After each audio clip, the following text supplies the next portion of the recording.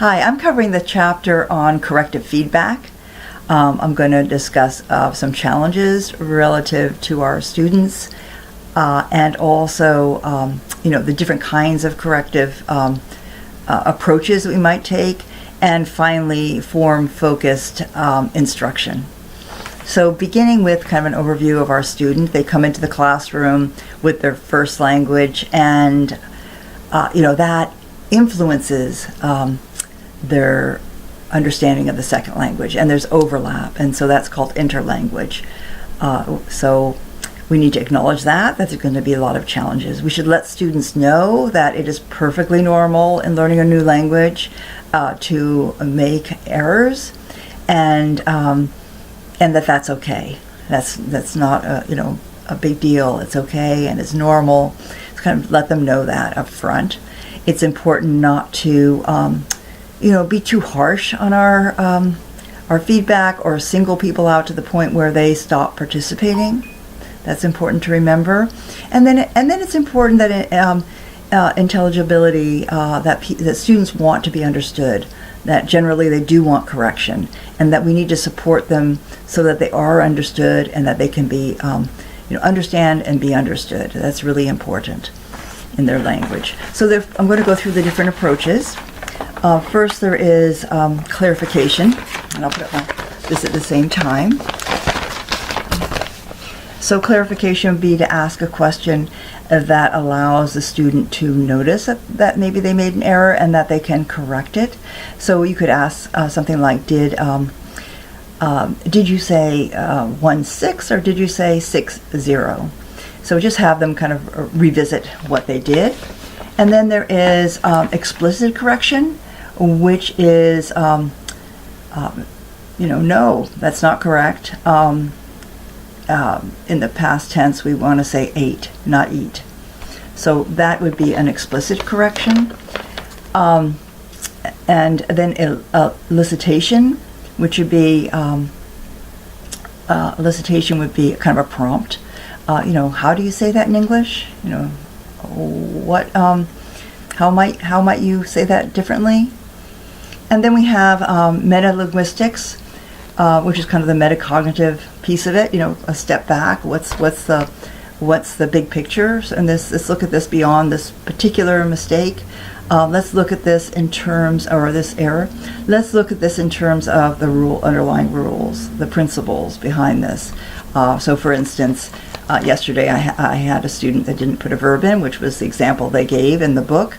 And then it would be, every sentence has to have a verb.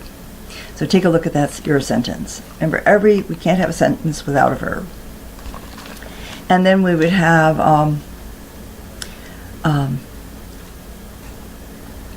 restating, and I think the recasts. And this apparently is the most commonly one used by teachers. I think I use a lot of these, and most teachers do. So recast would be to repeat the statement or written information and do it and repeat it without the error, so they can hear the difference between what they did and the correction. And then repetition would be just to repeat back the incorrect statement, or verbally or written, and then the student can maybe hear it.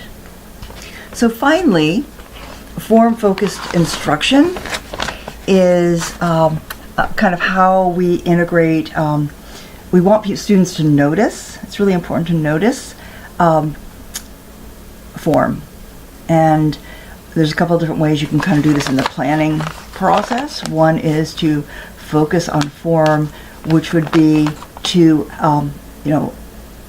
plan a series of tasks, and then notice what students are having trouble with, and then to kind of stop the process of the task, and go over what needs to be learned.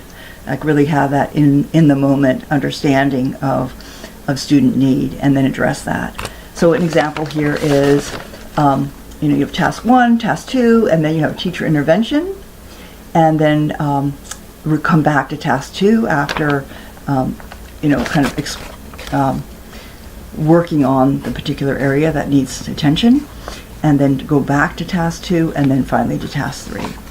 So we have focus on forms, and this would be, already designing in the lesson with addressing form. And so, for instance, it's very similar to what we learned in TESOL, that you would start with a an introduction and then instruction on form, and then practice, and practice and practice, the 3 practices, and then again instruction on form. And I think this could be the way we've kind of learned it in TESOL and in my instruction is kind of revisit some of that, and maybe even you could bring in something new. And then finally another practice. So I hope this helps you understand how to give correction, and thank you.